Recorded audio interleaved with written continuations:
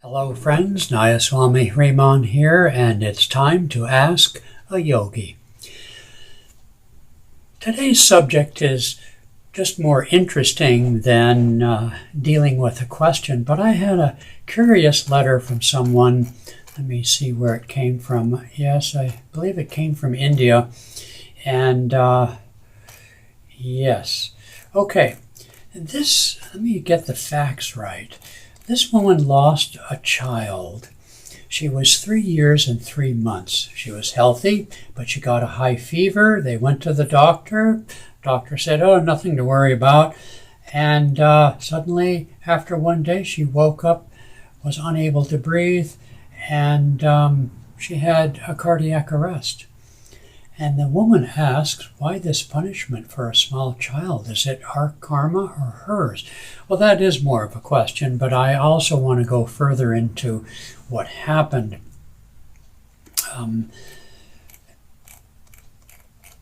Because what happened is that within a year, on the same day as the child's death, another child was born to the parents. And so the questions were naturally, well, gee whiz, is this my original daughter being reborn? And I found it a curious case too. And I said, well, yes, maybe. And who knows what the karma is, whether in the loss of the child to begin with at age 3 or the potential rebirth of the same soul a year later after her original death. These things are very difficult to know.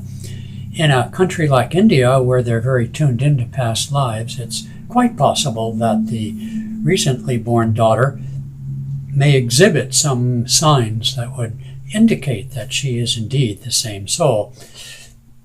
But I cautioned the mother to not impose upon this newborn, as the years go by, a self-definition that she is indeed this other daughter, and the reason that she's loved is because that's who she is. Love the child as not your child, but a child of God, whose care and upbringing has been put into your hands as a good steward.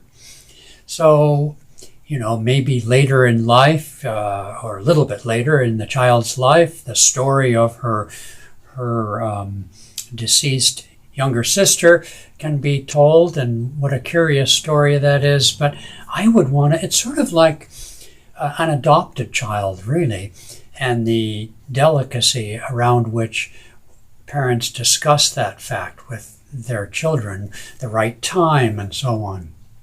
The main concern I had was that this new daughter would receive a self-definition that takes its value, and therefore her value, from some other child. And that would not be helpful. I encourage her to love this new daughter on her own merits as she is. Whatever coincidence or relationship there is to the past, let that show itself or not show itself. In any case, don't make it the primary focus for how you relate to the daughter. So it's an interesting case. As to why the first child died, which was the subject of an initial round of correspondence over a year ago, well, who can really say? The woman asked, is it my karma? Was it my daughter's karma? Well, it's everybody's karma, obviously. But it isn't necessarily bad karma. There's numerous stories, especially from India, of course, that suggest that a child who doesn't live very long has simply worked off some karma and is now free of that karma, and can, I suppose, reincarnate in some other form or time and place as befits the remaining karma of that child. So never to bemoan, merely for that fact alone, the premature death of a child. I mean, of course, it's sad to the parent. That's a different question, naturally. But as it relates to the karma of the child, by no means is it bad karma.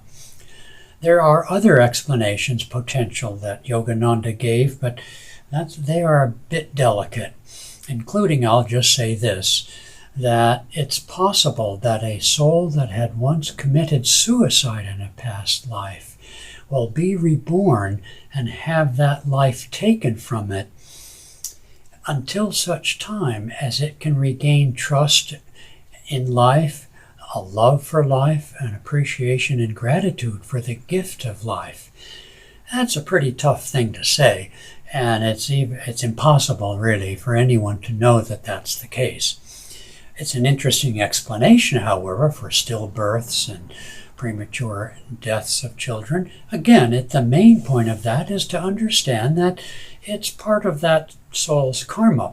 Now, as it relates to the parent's karma, well, that's wide open. Why would I lose a child, in a miscarriage or at birth or in the early years of the child's life? Well, in former times, especially, child mortality was huge.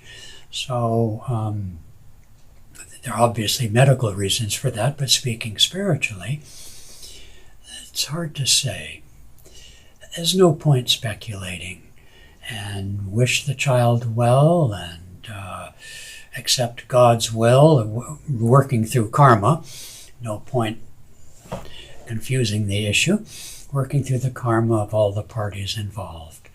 Not easy, but accepting life, especially the things we cannot change, with faith and hope that all is for the best, is the way of the devotee. All right.